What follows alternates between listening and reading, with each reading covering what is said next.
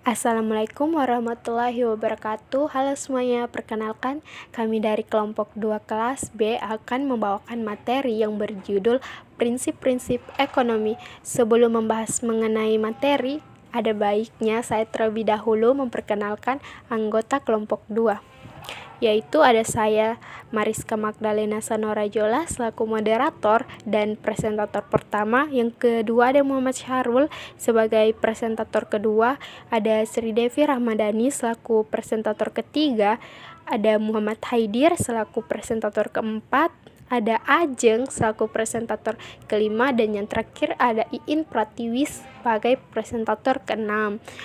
Untuk membahas mengenai materinya, sebelum kita lebih lanjut mengenai apa saja itu prinsip-prinsip ekonomi, saya akan membahas mengenai pengertian dan tujuan prinsip ekonomi. Pengertian prinsip ekonomi. Prinsip ekonomi adalah usaha dengan pengorbanan sekecil-kecilnya untuk mendapatkan barang atau jasa sebesar-besarnya. Prinsip tersebut memang seakan-akan memperlihatkan bahwa tidak ada kata rugi dalam kegiatan ekonomi manusia dengan suatu pengorbanan yang sekecil-kecilnya untuk memperoleh keuntungan sebesar-besarnya. Dasar berpikir dalam prinsip ekonomi adalah dengan pengorbanan tertentu diperoleh kepuasan sebesar-besarnya, atau dengan pengorbanan sekecil-kecilnya demi mendapatkan kepuasan tertentu. Tujuan prinsip ekonomi ada 5. Yang pertama, mendapatkan hasil atau keuntungan yang lebih maksimal. Yang kedua, menggunakan alat, kemampuan, dan modal atau pengorbanan yang dimiliki. Yang ketiga, menghindari keinginan dan memperkecil segala resiko kerugian. Yang keempat, mengatur pengeluaran sesuai kemampuan yang dimiliki. Yang kelima, prinsip ekonomi tersebut lebih bersifat teori dari sisi duniawinya. Materi selanjutnya yaitu prinsip-prinsip ekonomi. Yang pertama, setiap orang menghadapi trade-off. Tidak ada yang gratis di dunia ini. Ketika kita memilih sesuatu yang lain pasti kita korbankan. Pengorbanan ini bisa berupa waktu, uang, konsentrasi, atau apapun itu. Hal ini dikuatkan oleh pepatah, "There is no freelance." Trade-off adalah pelajaran pertama dalam proses pengambilan keputusan. Contoh klasik, saat seseorang memilih belajar, maka orang tersebut telah kehilangan kesempatan untuk mengerjakan hal-hal lain seperti bermain futsal atau jalan-jalan. Yang kedua, pengorbanan biaya untuk mendapatkan sesuatu. Biaya sebenarnya dari barang dan jasa adalah apa yang Anda korbankan untuk memperolehnya.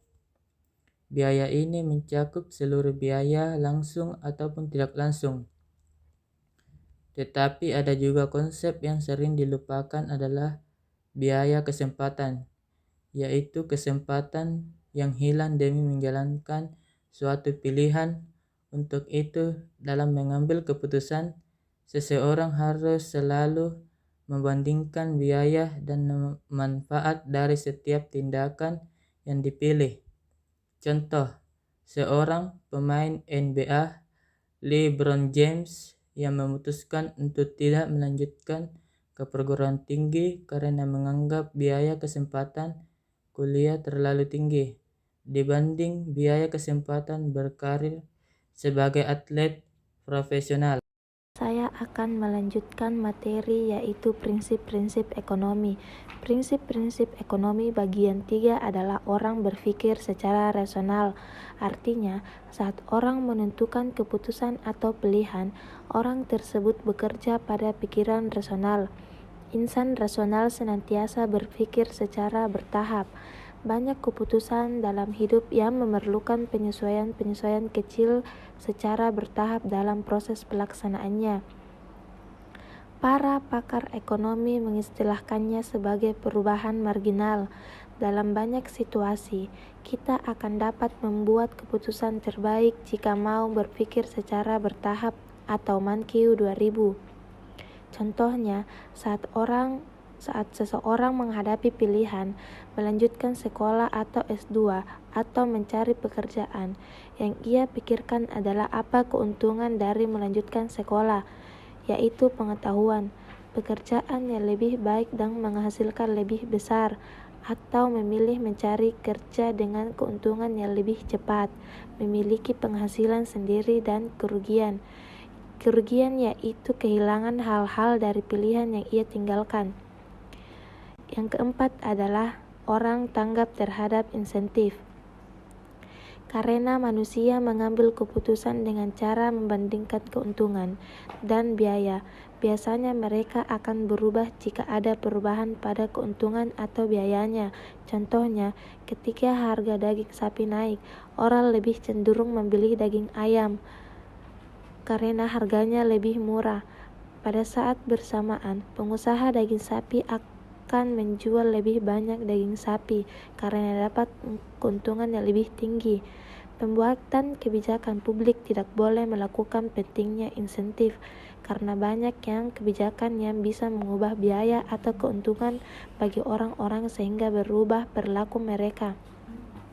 Contohnya, ketika harga bahan bakar naik, akan mendorong masyarakat untuk menggunakan kendaraan umum atau mengganti kendaraan dengan kendaraan listrik lainnya. Ketika menganalisis kebijakan, apapun harus mempertimbangkan tidak hanya pengaruh-pengaruh langsungnya, tetapi juga pengaruh tidak langsung yang timbul akibat adanya insentif. Perilaku masyarakat akan ikut berubah. Yang kelima, perdagangan menguntungkan semua orang. Melalui perdagangan, semua pihak akan memperoleh kesempatan melakukan spesialisasi pada bidang yang paling dikuasainya sehingga output kegiatan produktif yang dilakukan lebih optimal. Pada prinsip ini yang paling ditonjolkan spesialisasi, contohnya yaitu suatu negara akan memproduksi sesuai kemampuan yang paling optimal. Biaya produksi rendah, kemampuan produksi tinggi, kualitas bagus yang dimiliki lalu dijual ke negara lain yang tidak optimal produksinya dari barang tersebut, maka negara tersebut pun akan membeli dari negara lain yang produksinya lebih optimal. Dari contoh di atas dapat disimpulkan bahwa perdagangan menguntungkan semua orang. Dan yaitu ada yang keenam, pasar adalah tempat yang paling baik dalam mengorganisasikan kegiatan ekonomi. Dengan menggunakan jenis perekonomian pasar, keputusan-keputusan dari suatu perencanaan yang terpusat digantikan oleh keputusan-keputusan dari jutaan perusahaan dan rumah tangga. Perusahaan dalam rumah tangga saling berinteraksi di pasar, di mana harga dan kepentingan-kepentingan pribadi mempengaruhi dan memandu keputusan-keputusan yang mereka buat. Harga mencerminkan nilai suatu barang bagi masyarakat dan biaya yang harus dibayar masyarakat untuk memproduksinya. Oleh karena itu, semua pelaku ekonomi mengambil keputusan berdasarkan informasi harga. Maka mekanisme harga merupakan sistem-sistem yang paling efektif dan efisien untuk mengalokasikan sumber daya yang langka di antara para pelaku ekonomi tersebut, sehingga pasar adalah tempat yang tepat untuk mengorganisasikannya. Yang ketujuh yaitu kebijakan ekonomi pemerintah ditunjukkan untuk mengoreksi kegagalan pasar. Keadaan seperti ini adalah situasi di mana pasar gagal mengalokasikan sumber daya yang relatif langka secara efisien, seperti dalam kasus krisis perekonomian, di mana banyak perusahaan yang bangkrut dan terjadi kegagalan pasar. Pemerintah dapat turun tangan dan menyelamatkan perusahaan tersebut dari kebangkrutan dan menjaga kemampuan produksi sekaligus meminimalisir angka pengangguran dengan cara melakukan buyout atau pembelian maupun pengambilan ahlian sebuah perusahaan oleh pemerintah. Yang kedelapan, standar hidup masyarakat tergantung pada produktivitas. Apa yang bisa menjelaskan perbedaan-perbedaan yang sangat besar antara satu standar hidup dengan standar hidup lain di berbagai negara di dunia? Jawabannya cukup sederhana, yaitu kemampuan faktor produksi dari suatu negara di mana para pekerjanya dapat menghasilkan barang dan jasa dalam jumlah besar per satu satuan waktu. Sebagian besar masyarakat hidup dalam standar hidup yang tinggi, begitu pula sebaliknya. Hubungannya yaitu tingkat pertumbuhan produktivitas suatu negara menentukan tingkat pertumbuhan pendapatan rata-rata. Pada bagian ke-9 yaitu tingkat harga dipengaruhi oleh kebijakan moneter.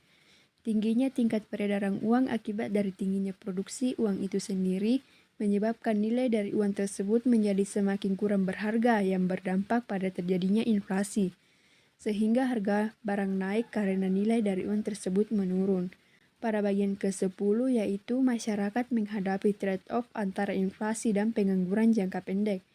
Trade-off antara inflasi dan pengangguran sifatnya hanyalah sementara, namun dapat berlangsung menahun.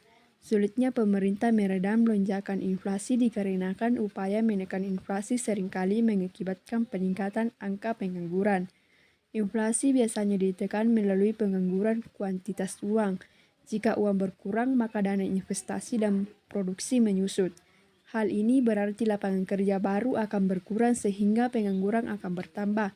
Dilema atau trade-off antara inflasi dan pengangguran ini dikenal sebagai konsep kurva Philip.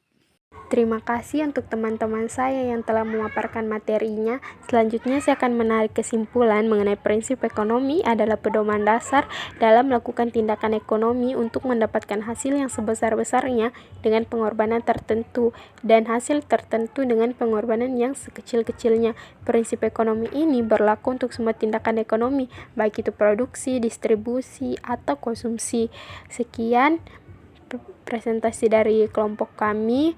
Apabila ada salah kata, mohon dimaafkan.